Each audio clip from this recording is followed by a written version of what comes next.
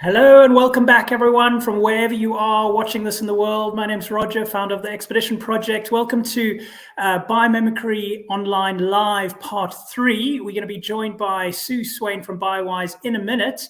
But just wanted to welcome everyone first of all and say, please drop us a note in the comments just to say where in the world you're watching this from so we know who is out there. Before we get started, I wanted to do a quick recap. Back to 2 months ago, we ran a fantastic online conference in which Sue and Biowise were involved in. And we did it all under the sort of context of trying to raise some money for organizations and researchers and such that were impacted by everything that's been happening with COVID and the lack of stuff that can go on because of everything that's happening in COVID and tourism and such.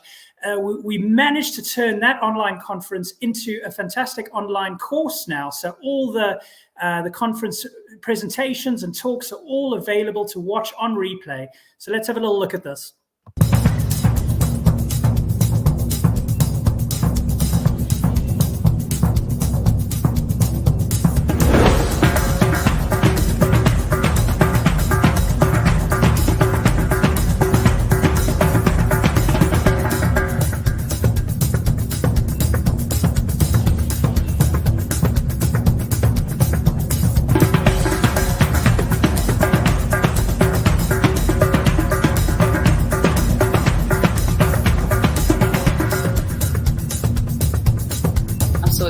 I love cats.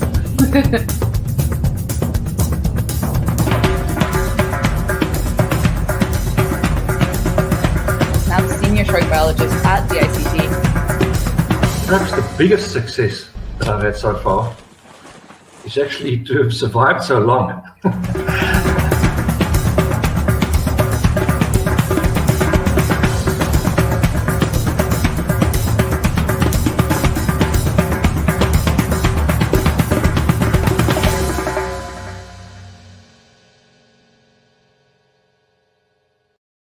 So what an absolutely fantastic online conference that was. And as that video showed, it's now available as an online course. You can go through and revisit all the talks, all the discussions that were had.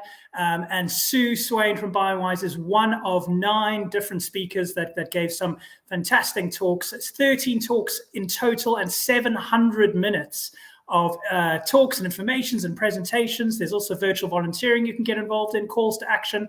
And at the end of it, you can even buy some merchandise similar to what I'm wearing right here. And all the proceeds go back to the organizations as well. So it's really a fantastic chance to get involved in something really special. So go and check that out as soon as you can. But back to tonight. So we're back to biomimicry again, one of my favorite topics. But before we bring Sue on, I thought maybe just good just to have a little look at what biomimicry is sort of in general. So have a look at this. Imagine an experience that ignites the same spirit of adventure and pursuit of discovery as exploring the outer limits of space, but where the adventure lies not beyond our galaxy, but right here in exploring the extraordinary diversity and hidden depths of this planet. An experience that reveals how nature is a vast library of ingenuity we can learn from. A library filled with proven, real solutions for all our human development and sustainability challenges. Solutions based on the billions of years of research and development by the natural world's designers, architects, engineers, and scientists. This is the science of biomimicry, the practice of learning from and emulating nature's genius. Biomimicry is at the forefront of innovation. It is the next revolution, the natural revolution. Now, imagine the place that brings all this to life, that showcases and fuels this natural revolution. A place that brings the same kind of enchantment, thrills and magic to the world as Disney intended, but where the wonder does not lie in the realm of make-believe, but in the reality of nature's genius and the value of this genius to us.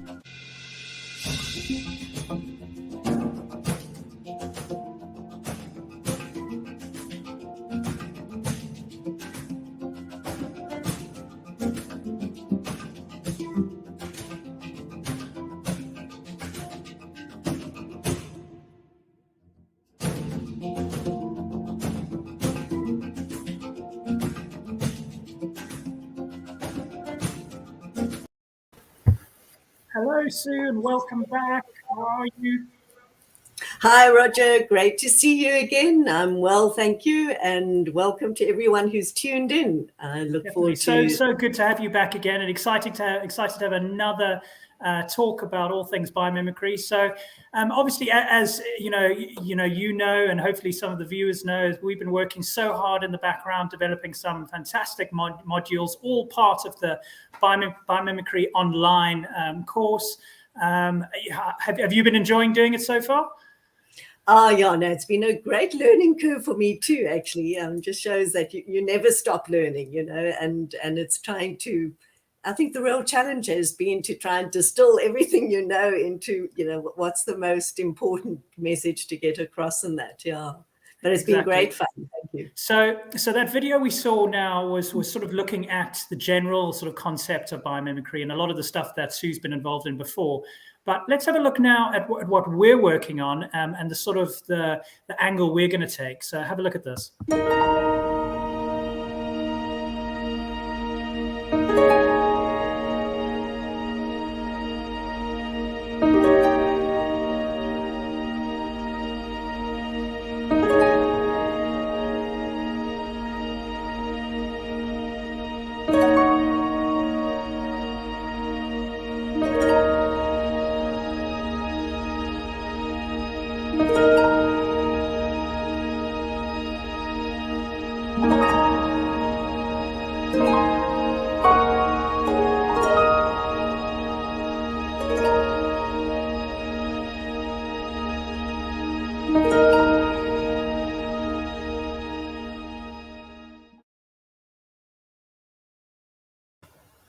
Love that video. So Sue, do you want to tell us a little bit about the sort of angle that we're sort of taking with all of this now, and why you decided to go down the route that we've gone? Look, traditionally, biomimicry has always been an approach to innovation, and it's always been about reconnecting with, learning from, and emulating nature, but very much from a design's perspective. And what I felt would be an interesting thing that would maybe make it relevant to anyone out there, not necessarily people who are in the design and innovation space, would be to consider biomimicry as a way of being, a way of life. How can we make the actions of reconnecting with, learning from, and emulating life part of our everyday life in all that we do? So, yep, that's really in a nutshell the approach we're taking. Perfect, thanks. So what we've now developed and sort of got online, we've got 5 modules that are all under the Biomimicry Online kind of umbrella. And through these live streams that we'll be doing each month, we're kind of taking a look at a couple of topics within some of these modules and sort of going through systematically so we can talk a little bit more.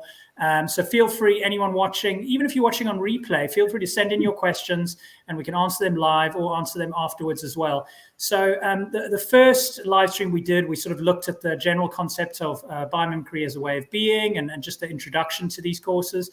Last time we moved on to the kind of planetary setting and where we are in the universe and all that kind of thing.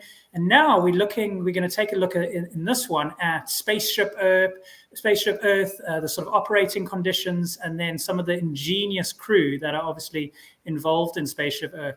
So for the first little section of this sort of 3-parter in this live stream, let's have a look at this video, which is one clip from Module 2. And one of the lessons within that. So let's have a look at this. Like any other spaceship, Gaia naturally needs to protect herself from outside forces and inhospitable space.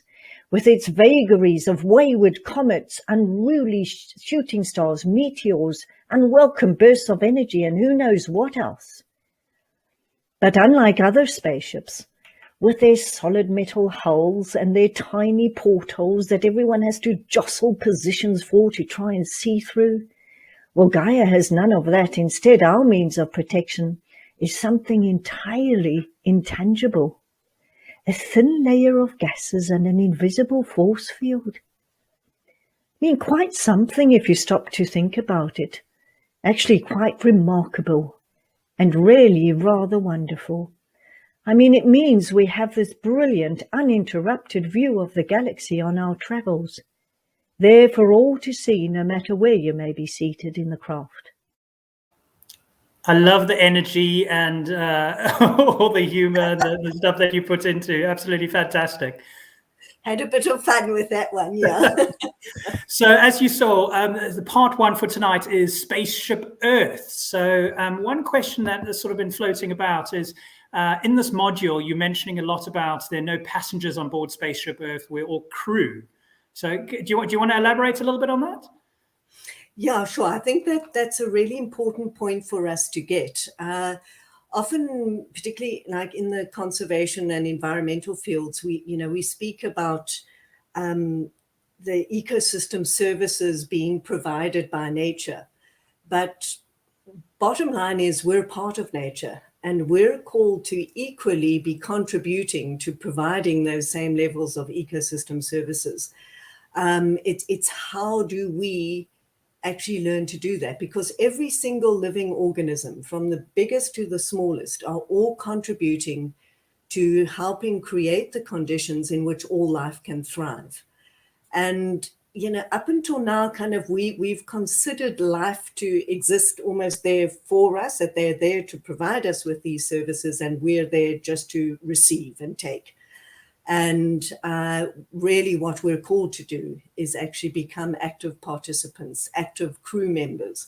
So I make the point that, this isn't a cruise liner. Spaceship Earth isn't a cruise liner. It's a working ship, and we're part of that crew. And that's the exciting part, to feel that we can be part of this whole thing and equally contributing as a crew member, not just somebody sitting there and thinking everything exists to serve us. And I mean, we've spoken about the last couple of months about how relevant a topic like this is, and the kind of perspective that you're trying to get everyone to look at now, through everything we've been through the last couple of years and everything. I just think it could not be a more relevant time to really just take a step back and actually look at some of these little lessons that you're talking about, the little tasks, the little way of thinking about things, the little exercises, which are all available, through these modules. I just think, it was relevant when I first heard you speak about it, 10, 15 years ago, and now it just seems to be even more relevant. I think so. I think what's coming home more and more is just how interconnected everything is, that we are literally like this giant spaceship, and that, everything has an impact on everything else, and everyone has an impact on everyone else. And best we learn how to actually work with within those conditions and those systems, so that we can find a better way forward. Fantastic. So if anyone's got any questions, either if you're watching it live, feel free to send it in, put it in the replies section or the comment section. If you're watching it on Facebook, just make sure to grant StreamYard permission to see your name. You can still post a question even if you don't do that, but it'll be harder for us to sort of see who's actually posting the question. But please, anything that you're thinking of, anything we're talking about, feel free to post a question. Let's get the conversation started. But that's part one, Spaceship Earth. It's really struggling to say that phrase there, Spaceship Earth.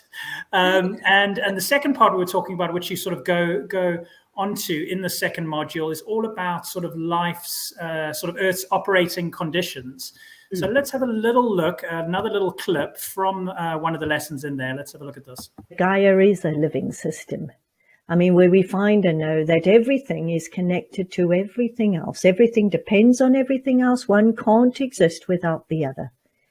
And nothing happens in isolation. Anything that happens in one part of the system affects all the other parts. Things like, for every action there is a reaction, and there's no free lunch.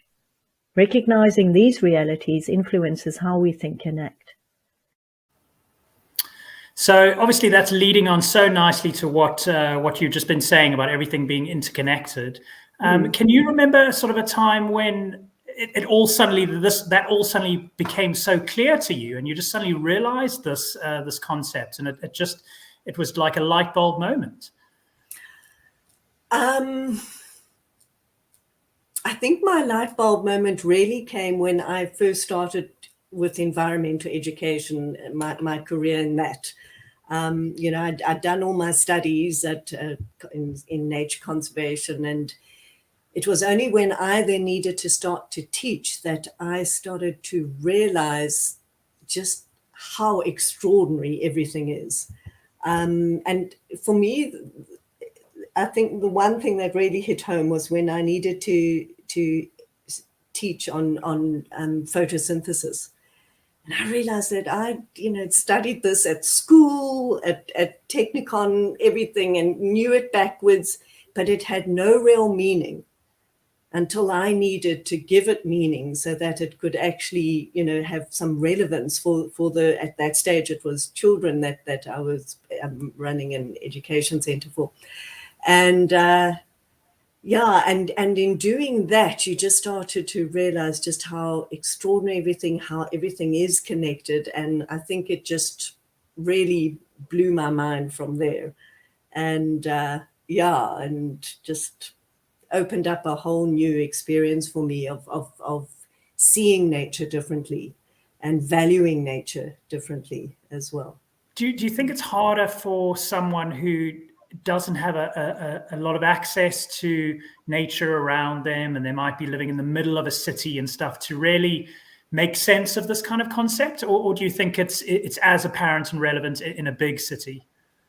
Look, it's in fact, that's, maybe the strange approach I have followed with regards to conservation is that I realized that out there, nature is pretty much able to look after herself. The systems have been operating for billions of years. Nature knows exactly what she's doing.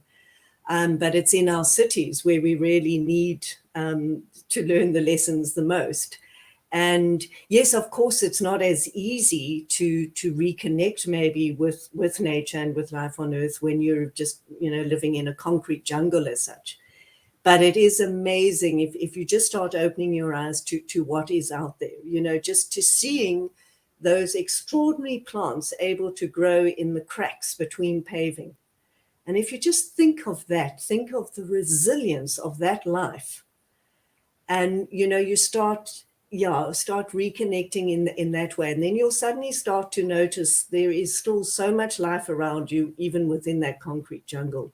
And the more we can bring nature back into our cities, the more we'll start to engage and realize, just the opportunities that are out there to basically reconnect and learn from. Yeah. So in this model, there's obviously a lot of emphasis been placed on Earth's operating conditions. Why is that so important? What do you want to talk about with regards to that? I think it's really understanding that if we look traditionally at biomimicry as that design approach to design and innovation, is the fact that nature designs in context. So context is king, and you ask any engineer, they understand that. And so for us, if we're going to live wisely and well on planet Earth, we really need to understand what makes Earth tick. What are the operating conditions within which we have to function? It's like, if we really do consider Earth as a spaceship, and compare it to a normal physical spaceship, you'd need to know how that operates. How is it powered? What are the conditions that make it tick? So that's really one of the most important things for us to get to grips with first and foremost, before you can practice biomimicry, is understanding the context within which everything needs to be functioning. So some of the conditions are the fact that, it's a solar-powered planet. We're subject to gravity. Life on Earth is water-based. But then more succinctly, it's also about the fact that it is a closed system, just like a spaceship is an enclosed ship. That's what planet Earth is. There are no imports or exports, not from a materials perspective. Certainly we import sunlight, but that's it. And we export a bit of heat. So in terms of materials, what we have is what we've got here on Earth. So how do we work within that? The fact is that there's also no throwaway. Okay, you can't, we're not just on this ship that you can throw something overboard and there it's gone. It still remains with us. So how do we live in and design and operate in terms of that. So if any one of these operating conditions are disrupted in any way, does that then just throw off the whole system, and does that throw it all into disarray, so to speak? Well, look, the planet is dynamic, so it's subject to constantly changing conditions, and that's what it is. Life is this delicate dance, this balancing act between maintaining the conditions that are needed for life to thrive in the face of constant change. So planet Earth is very much a self-regulating organism. So it responds to those changes by increasing this and decreasing that. So yeah, there is this dance, this balancing act that we need to actually get to grips with. And in order to do that, you need to be attuned and responsive to the changes that are happening. So these are all the kind of things that nature has got to grips with and has learned to thrive within for more than 3.8 billion years. So that's the whole context and the pretext of biomimicry, is saying, well, we need to learn from that age-old wisdom as to how to work within those conditions in order to thrive. Rather than reinventing the wheel into our own lives and all of that. This brings me to the sort of section that I think first inspired me and got me really excited. And I think it's probably the same for a lot of people. It's hard to get to grips with something unless you have sort of real world examples, right? And unless you can see something in action. I remember you first talking about, things like termite mounds and things like, kingfisher and all the little lessons that have been learned, which we're leading to now. So this brings us to part 3, which is all about, the fantastic Ingenious crew. So we've got a couple of examples. Let's have a look at the first example. We have our engineer, the kingfisher, capable of diving at speed through air into water without creating so much as a ripple, let alone a splash. He can't afford for there to be a splash, as he's catching fish and a splash would frighten them away. And it's all thanks to the engineering genius behind the design of his beak, which slices through the water and spears the fish before his body enters the water and does create a disturbance. A remarkable engineering feat of fitting form to function. And on the right we have our master of design, who has a built-in combo air conditioning unit and insect repellent, powered by physics, not fossil fuels. His black and white stripes, absorbing and reflecting heat, set up air in motion above the zebra in the form of convective currents that cool him by up to 17%. An electricity-free cooling system that is even more efficient and effective the hotter it gets.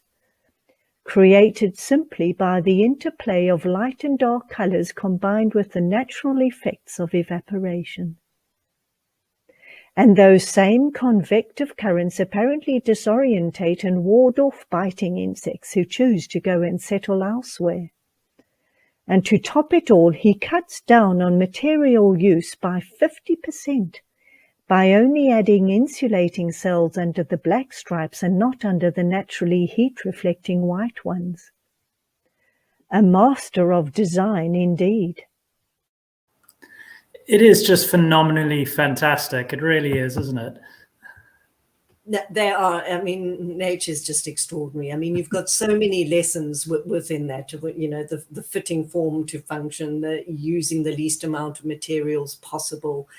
And it's all in direct response to those Earth's operating conditions, to the fact that there's this closed system. So you've got to make use of what you've got, and also tapping into what's freely available. So, I'll start to wax lyrical, so I'll keep quiet now. Not at all. No, that's what it's all about. But before we look at another couple of examples, do you want to talk us through what sort of feature of nature's ingenuity has been the most remarkable for you? I think it's really about the fact that they have learned to operate within the limits and boundaries. So the limits and boundaries being that we're this closed system, that we're subject to this constant change. And yet they've somehow found, as a species, we tend to want to push through the limits and boundaries, that we think that's the ultimate. No, we're not going to be limited and bounded by things. Nature's answer has been to say, okay, well, let's turn that into limitless opportunities to work within those limits and boundaries, never trying to break through them, but they have found countless ways.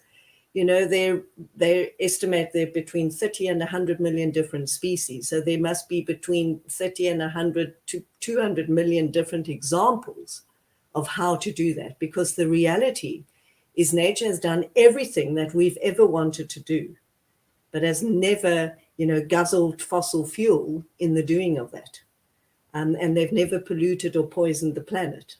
So just those three things, says to us, well, wow, we've got a lot of learning to do. We've got to try again rather than we've got to try again and learn how. And I think what's so exciting though is to understand that the opportunities are limitless. And we do get this. You ask any engineer, the tighter the design brief, the better they can design.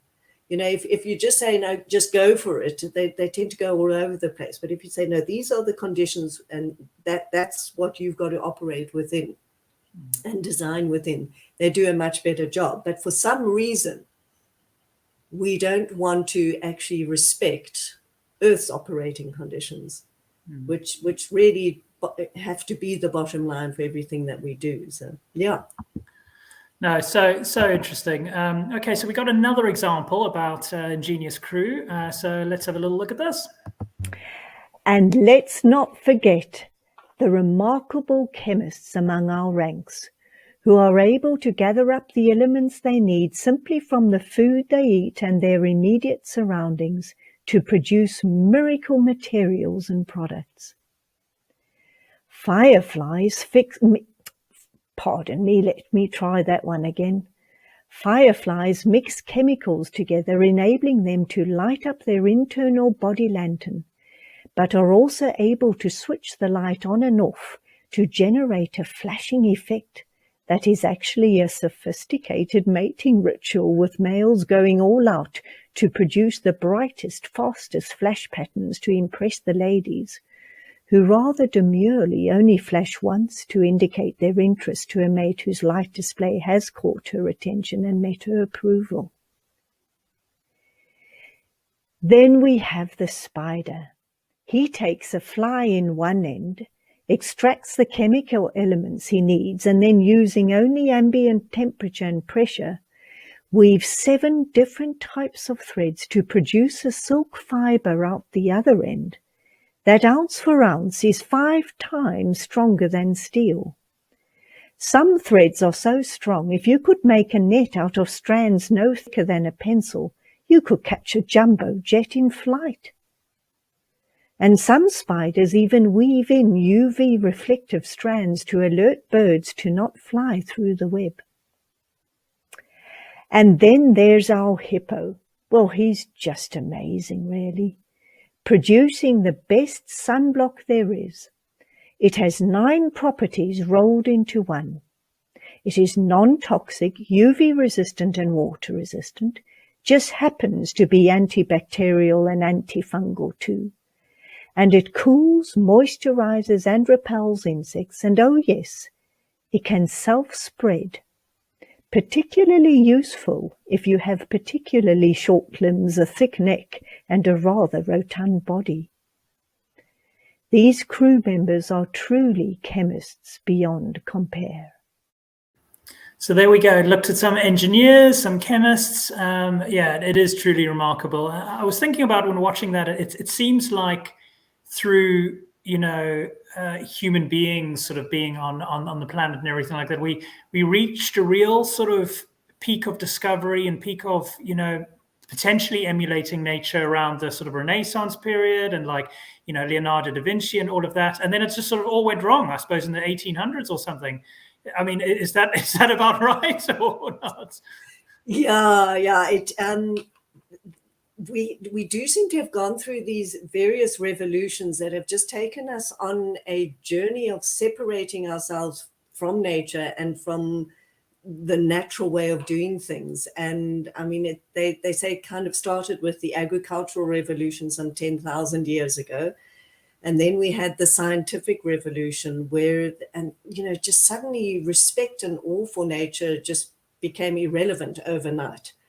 And that was the time of, people like Francis Bacon and all of that. And that's when we began to torture nature for her secrets. And then we had the Industrial Revolution. And I think, up until that stage, even with a change in perception towards nature, it was still our muscle power that had been doing the damage. And as a result, we were doing the digging and all of that. So nature could actually regenerate because it was only our muscle power. But once we introduced fossil fuels and machines, we could dig deeper, further, faster. And that became a huge problem. And then, then that progressed to the petrochemical revolution, the chemical and revolution, all of that petrochemical. And I don't know, we kind of lost our way. And biomimicry is about really finding our way back to living in a way that is actually far more attuned and responsive to our planetary home. Thanks so much, Sue. So we're talking about module 2 of Biomimicry Online, which is all about rediscovering our planet. And we've gone through a couple of examples today, so go and check that out. Sue, I wanted just to round off a bit of a takeaway from today, or a bit of an exercise, or anyone that's watched this can kind of have a bit more of a deeper think about it. What do you want people to take away from Earth's operating conditions? I think, let's try and make it as practical as possible for people to start to understand what it means to really get to grips with Earth's operating conditions. And perhaps one of the most important ones we can think of nowadays is water. We know just how much water and the availability of water is being impacted through climate change and all of that. So to think that, realizing that all life is water-based, to think, okay, so how do I engage with water? But then to go outside and look at other organisms in nature, other life on Earth, and how does the rest of life on Earth engage with water? How do they use water? How do they access water? Are there differences between how I engage with water and how the rest of nature does? Are there differences? Are there similarities? And I think you'll really see that there are huge differences. And so what is it that we think we know that 100 million other species don't? That we work with water in such a, almost diametrically opposed to how the rest of life on Earth works with water. So just to start thinking around that, but make it deeply personal. Just think about me and me in my household, how I work and engage with water. And just take it from there. No, fantastic. So if you're watching this, as I said, on replay or sort of checking in after we've gone live, send through your comments, send through what you thought about what we've been discussing today. Also, please go and check out Biomimicry Online on the Expedition Project website. Over the Northern Hemisphere summer and the Southern Hemisphere winter, we're offering a 15% discount because we've just launched Biomimicry Online. So you get a little bit off there, but it gives you a fantastic opportunity to really just test out some of the amazing sort of lessons that Sue's been talking about. We also then have, don't forget, as I mentioned at the start, 700 minutes of presentations in the Wildlife Conservation South Africa online conference, which is now available as an online course. Sue is involved in that as well, so go and have a look at that. I mean, there's so many different ways just to test it out, all very accessible, very collaborative, very affordable, and yeah, just learning from all the wisdom that is Sue Swain. Well, actually, that is nature. You're the middleman, aren't you? I'm just interpreting what nature's brilliance. Yeah. Sue, thank you so much. Always great speaking to you. Thank you so much for your time tonight. Just thank you. We'll see you again next time around in a month's time. Great. And many thanks to you, Roger. And thanks again to everyone who tuned in. Thanks, everyone. So, yeah, we'll see you in a month's time, back in September. For now, thank you so much. Keep sending in your questions and comments. We'll see you soon. Ciao. Bye.